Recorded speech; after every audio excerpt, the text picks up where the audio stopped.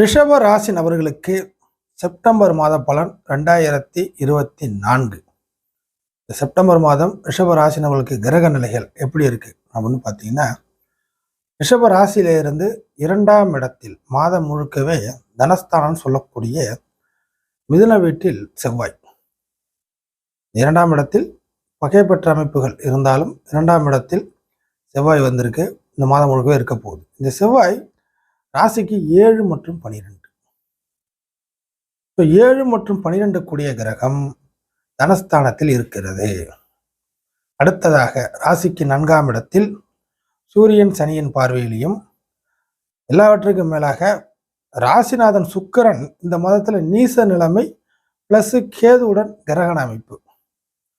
அடுத்ததாக புதன் ஒரு 1லேருந்து ஒரு 15 தேதி வரைக்கும், அதாவது மாதத்தின் முற்பகுதியில் ஒரு உச்ச நிலைமை அப்படிங்கிறத எடுத்துக்கலாம். இந்த புதன் உச்ச நிலைமையில சில நல்ல அதிர்ஷ்ட வாய்ப்புகள் கிடைக்கும். அது என்னங்கிறத அப்படியே வீடியோடைய பலனில் கேளுங்க, ஒவ்வொன்றா சொல்கிறேன். மாதத்தின் பிற்பகுதியில் சுக்கிரன் ஒரு வலுவான அமைப்பு, 6ஆம் இடத்தில் இருந்தாலும் ஒரு ஆட்சி பெறக்கூடிய அமைப்பு. இன்னும் சொல்லப்போனால் ஓரளவுக்கு மூலத்திரிகோண வலு அப்படிங்கிற அமைப்பு கூட நம்ம எடுத்துக்கலாம். ஸோ இந்த நிலைமையில் இருக்கும். ஸோ இந்த விஷயங்கள்லாம் வந்து பார்த்தீங்கன்னாக்கா, துலாத்தில் சர வீட்டில் ஒரு வலுவான ஒரு அமைப்பு. இதெல்லாம் சம்பள வேலையில் ஒரு நல்ல நிலைமை அடைய முடியுமா, சம்பள வேலையில் ஒரு திருப்தியை பெற முடியுமா, இன்னும் சொல்லப்போனால் எனக்கேற்ற வகையில் சம்பள வேலை அமையுமா என்று எதிர்பார்த்து கொண்டிருக்கிறவர்களுக்கு இந்த மாதம் இந்த சுக்கிரன் ஓரளவுக்கு இந்த வலுவான அமைப்பு 6ஆம் இடத்துல வர்றது பாசிபிலிட்டியான விஷயங்கள் உண்டு அப்படிங்கிற எடுத்துக்கலாம். ஆக அந்த சுக்கிரனுடைய விஷயங்கள் மாதத்தின் பிற்பகுதியில் கை கொடுக்க போகுது. இப்போ ஒவ்வொரு கிரக நிலைக்கு உள்ள பலன்கள் என்னன்னு பார்த்தலாம் ரிஷபராசி நபர்களை பொறுத்தவரை. இதில் என்னன்னாக்கா, ஏற்கனவே ஒரு வீடியோ போட்டிருக்கிறேன் நம்ம சேனலில். அதாவது 2024 பிறகு 25, அதனை எடுத்து வரக்கூடிய 26, இந்த கண்டினியூட்டின்னு ஒரு விஷயம் இருக்கு இல்லைங்களா. ஸோ அந்த சொத்துக்கள், ப்ராப்பர்ட்டி எந்த வகையில் உங்களுக்கு பயனாகும், ப்ராப்பர்ட்டியை எந்த அளவுக்கு நம்பலாம், சொத்துக்களை எந்த அளவுக்கு நீங்கள் ஒரு ஆசைப்பட்டு எந்த விஷயத்தில் நீங்கள் ஒரு growth எதிர்பார்க்கலாம் அப்படிங்கிற ஒரு விஷயத்த ஒரு வீடியோவாக பேசியிருக்கிறேன், நம்ம சேனலில் இருக்குது. அது ஒரு தடவை ரிவைண்ட் பண்ணி பாருங்கள்.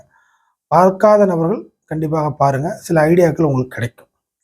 ஸோ சொத்துக்கள் சம்மந்தப்பட்ட விஷயங்களுக்கு ரிஷபராசி நபர்கள் அந்த வீடியோ பார்த்து கேட்டு தெரிஞ்சிங்கன்னா சில ஐடியாக்களை நீங்கள் எடுத்து ஓரளவுக்கு செய்யலாமா வேண்டாமா, முடியுமா முடியாதா அப்படிங்கிற ஒரு பாசிபிலிட்டிக்கு ஃபைனல் சொல்யூஷன் ரிசல்ட்டுக்கு நீங்கள் வந்துடலாம். போட்டு ஏதாச்சும் போட்டு மனக்குழப்பத்தில் பண்ணி ஏதாச்சும் பெரிய செலவில் போய் நீங்கள் மாட்டிக்க தேவையில்லை. இல்லை தவறான ஒரு விஷயத்தை நீங்கள் டேக் ஓவர் பண்ணிக்க தேவையில்லை. ஒரு தெளிவான ஒரு பதில் அந்த வீடியோவில் இருக்குது. சரி, இந்த செப்டம்பர் மாதத்துக்கு உண்ட பலனை பார்த்துடலாம். இந்த 2ஆம் இடத்தில் செவ்வாய் இருக்க போகிறது. அப்போது வாழ்க்கை துணையை குறிக்கக்கூடிய கிரகமும், தூர இடம், டிராவல், அதனை எடுத்து பார்த்தீங்கன்னாக்கா அலைச்சல், இன்னும் சொல்லப்போனால் தூங்குற இடம், ஒரு சேமிப்பு, இதையெல்லாம் குறிக்கக்கூடிய கிரகமும் செவ்வாய் தான். அப்போ 2ஆம் இடத்துல இருக்கிறதுனால நிச்சயமாக ஒரு பகை பெற்ற அமைப்பு செவ்வாய். இப்போ என்ன நடக்குனாக்கா, உங்களுடைய வாழ்க்கை துணையோடைய முக்கியமான விஷயங்கள் இந்த காலகட்டத்தில் சற்று செலவாகும். வாழ்க்கை துணையால் உங்களுடைய தனஸ்தானம் பாதிக்கப்படும். புரியுதுங்களா? வாழ்க்கை துணைக்கும் ஒரு செலவுகள் உண்டு.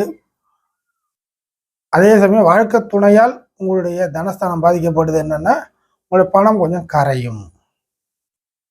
செலவுகள் கண்டிப்பாக தனஸ்தானத்தின் வழியாக நடக்க போற ஒரு காரணத்தினால நேரடியாகவே உங்களுடைய பணம் கரையக்கூடிய ஒரு நிகழ்வு இந்த காலகட்டத்தில் நடக்கும். இதை நீங்க நல்ல விதத்துல பயன்படுத்திப்பீங்களா?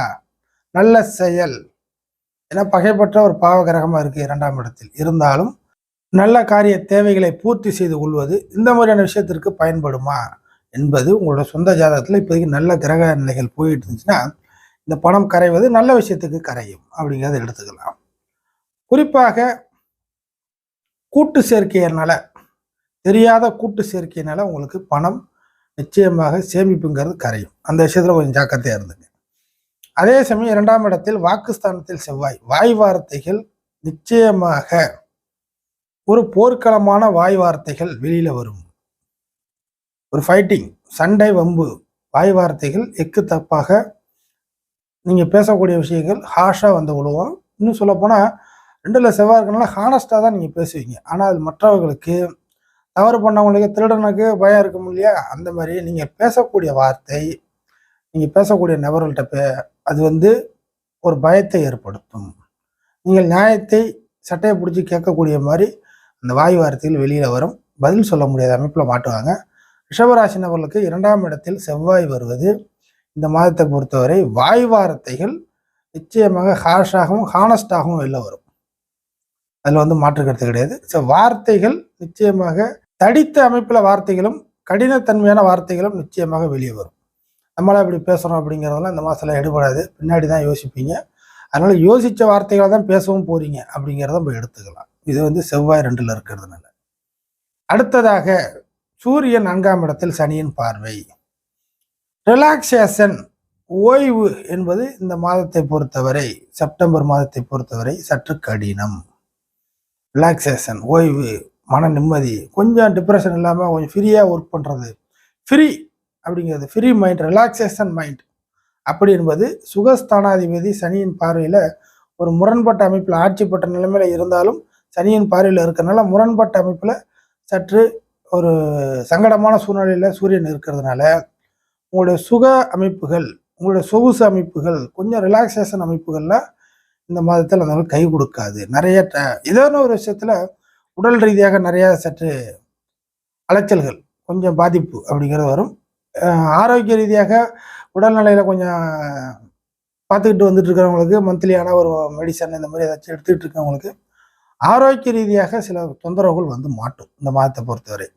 ஸோ அந்த அதிர்ச்சி தரமான சம்பவங்கள், வீணான ஒரு வதந்திகளை நம்புறது, பயத்தை உருவாக்கிக்குவது, இது மாதிரிலாம் இருக்க தேவையில்லை. ஒரு அதிகமான எமோஷனில் கத்துறது, இது மாதிரிலாம் இருக்கக்கூடாது. ஸோ ஆரோக்கிய ரீதியாக ரிஷபராசி நபர்கள் இந்த மாதத்தை பொறுத்த வரைக்கும் கூடுதல் கவனம் தேவை, உடலில் அக்கறை தேவை. ஃபைனலாக இந்த புதன் சுக்கிரனுடைய காம்பினேஷன் அமைப்புகளில் பார்த்தலாம். புதன் ஒரு உச்ச அமைப்பில் இந்த மாதத்தில் ஒரு குறிப்பிட்ட சில நாட்கள் மாதத்தின் பிகினிங்லேயே கொஞ்சம் இருக்கும் உச்ச அமைப்பு. ஸோ ஒரு நல்ல அதிர்ஷ்ட வாய்ப்புகள், சில காரியங்களை முடிக்கிறதுக்கு சில நுட்பமான நுணுக்கமான அறிவு சார்ந்த சில நல்ல அதிர்ஷ்ட வாய்ப்புகள் இந்த காலகட்டத்தில் கிடைக்க வரும். அந்த மாதத்தின் பிகினிங்லேயே நீங்கள் பயன்படுத்திக்கணும். திருப்பி அந்த வாய்ப்பு ஏதாச்சும் நம்ம மாதத்தோட கடைசியில் பார்த்துக்கலாம் அப்படின்னாக்கா வாய்ப்பு இல்லை. அது வந்து கேதுவோட போய் கிரகணம் ஆகிறதுனால புதன் அந்த வாய்ப்புகளை கொடுக்கறதுக்கு சரியான முறையில் இருக்காது. அதனால் மாதத்தின் முற்பகுதியில் கிடைக்கக்கூடிய அதிர்ஷ்ட வாய்ப்பு, நீங்கள் நம்புகிற விஷயங்கள் பரவாயில்ல இது செய்யலாம் அப்படிங்கிற மாதிரி உங்களுக்கு ஆதாயம் கிடைக்கும் அப்படின்னு நீங்கள் ஏதாச்சும் ஐடியா பண்ணி வச்சுருந்தீங்கன்னா அந்த ஆதாயம் கிடைக்கக்கூடிய விஷயங்களை மாதத்தின் முற்பகுதியிலேயே யாருடைய நட்புடைய துணையோ இல்லை பழக்க வழக்கங்களோட துணையோ எப்படியா இருந்தாலும் அதை சேர்த்து கொண்டு அந்த விஷயங்களை வந்து சாதிச்சிங்க. மாதத்தின் பிற்பகுதியில் வேலைக்கு ஆகாது. இப்போ ராசிநாதன் சுக்கிரனுக்கு வரலாம். ராசிநாதன் சுக்கிரன் முதல்ல வீக்கான ஒரு நீச்ச நிலைமையில் ஆகி கேதுவுடன் சம்பந்தப்படக்கூடிய அமைப்பு. அப்போது ராசிநாதன் வீக்காக வருடத்தில் ஒரு திருப்பம் உச்சமும் வருடத்தில் ஒரு திருப்பம் நீசமும் நடக்கும் சுக்கிரனுக்கு. இந்த கோச்சார அமைப்புகளில் நீச்ச நிலைமையில் ரிஷபராசி நபர்கள் நீச்ச நிலைமையில் இருப்பீங்க, உச்ச அமைப்பில் வரும்போது டாப்பில் இருப்பீங்க. இது அந்தந்த கேட்டகரியில் அந்தந்த காலகட்டத்துக்கு ஏற்ப தேவைகள் பூர்த்தி ஆகிறதான் இந்த கீழேயும் மேலேயும் மாறுறது. ஸோ இந்த காலகட்டத்தில் தேவைகளை, உங்களுடைய சுய வாழ்க்கை தேவைகளை பூர்த்தி செய்து கொள்வதற்கு மாதத்தில் 1லேருந்து 20 தேதி வரை கடுமையான போராட்டமாக இருக்கும். வீண் பழி, வெட்டித்தனமான அலைச்சல், அதுக்கடுத்து வந்து பார்த்தீங்கன்னாக்கா நான் எதுவுமே நம்ம கையில் இல்லை, எல்லாமே அடுத்தவங்க கையில் தான் இருக்குது, ட்ராபேக் ஆகிடுச்சு, எல்லாமே என் கையில் ஒன்றுமே இல்லை, ஜீரோ அப்படிங்கிற மாதிரியான ஒரு மனநிலைமைக்கு நம்ம வந்து ஒரு டைட்டான பொசிஷனுக்கு வந்தாச்சு. ஒரு ஜீரோ, என்ன செய்ய போகிறோம் அப்படிங்கிற மாதிரியான ஒரு சூழ்நிலைக்கு மாதத்தின் 1லேருந்து 20 தேதி வரைக்கும் இந்த நீச்ச நிலைமையிலையும் கேதுவுடைய கிரகண அமைப்புலையும் இருக்குது. அப்படிங்கிறதுனால ஒரு பலகீனமான அமைப்பில் மாறுவீர்கள். ஸோ என்ன செய்யறது ஏது செய்யறதுங்கிறத கூட சில பேருக்கு புரியாது. அப்படிங்கிறதுனால இந்த காலகட்டத்தில் எந்த ஒரு தவறான முடிவுகளையும் இல்லை சரியான முடிவுகளையும் நீங்கள் எடுக்க தேவையில்லை. ஒரு நியூட்ரலாகவே கொண்டு போகலாம். சரி, அப்போ எப்போ தான் ஏதாச்சும் சரி பண்ணிக்க முடியுமா? நிச்சயமாக முடியும். ஸோ நியூட்ரலாக கொண்டு போகிறதுக்கு எந்த விஷயத்துலேயும் ஒரு இது இல்லைனாக்கா நல்ல ஆலோசனை சொல்லக்கூடிய உங்களை வந்து வழிநடத்தக்கூடிய நபர்கள்ட்ட அந்த விஷயத்தை ஒப்படைச்சிட்டு நீங்கள் வந்து ஒரு நியூட்ரலாக இருக்கலாம். பெரிய அளவுக்கு டிப்ரெஷனில் மாட்டிக்க தேவையில்லை. ஏன்னா கிரக நிலைகளை பொறுத்து தான் மேலே உள்ள கிரக நிலைக்கு ஏற்ப தான் கீழே நம்ம இருக்கக்கூடிய நபர்களுடைய வாழ்க்கை அமைப்புகள் இருக்கும். ஸோ நீச்ச நிலைமைக்கு வரும்போது ஆட்டோமேட்டிக்காக ஏதேனும் ஒரு விஷயத்தில் நீச்சமாகும். பணக்காரனாக இருப்பாங்க, உடலில் பாதிக்கும். ஏழையாக இருப்பாங்க, பணம் பெரிய அளவுக்கு கடன் ஏதாச்சும் ஒரு விஷயத்தில் வாங்குற மாதிரி இருக்கும். இந்த மாதிரி அவரவர் தேவைக்கு ஏற்ப கொஞ்சம் மாறுதலான பலன் வந்து நீச்சம் உச்சம் அப்படிங்கிற மாதிரி மாறி போயிடும். ஸோ அந்த நீச்ச நிலைமை கவனமாக இருங்க. அதே சமயம் மாதத்தின் கடைசி பகுதியில் நீச்சம் கிரகணத்தை விட்டு வெளியேறின சுக்கிரன் 6ஆம் இடத்தில் ஒரு ஆட்சி பெற்ற நிலைமையில நல்ல வலுவான அமைப்பில் இருக்கும். இந்த 6ஆம் பாவத்தில் இருக்கும் பொழுது உங்களுக்கு நல்ல வேலை விஷயத்துல நல்ல ஒரு மாறுபாடான விஷயங்கள். எந்த விஷயத்துல இந்த பலகீனமா இருந்தீங்களோ அந்த பலகீனம் மறைஞ்சு ஒரு நல்ல ஒரு திடகாத்திரமான வேலைக்கு நீங்க நிச்சயமாக மாற முடியும். வேலை தேடுபவர்களுக்கு நல்ல வேலை கிடைக்கும். ஜாப் வந்து உங்க திருப்திப்படியே கிடைக்கும். ஒரு பெரிய அமைப்புலேருந்து கிடைக்கும். சின்ன லெவலில் நீங்கள் எதிர்பார்த்துருந்தா கூட பெரிய இடத்துலேருந்து நல்லபடியான ஒரு சூழ்நிலைகள் அமையும்.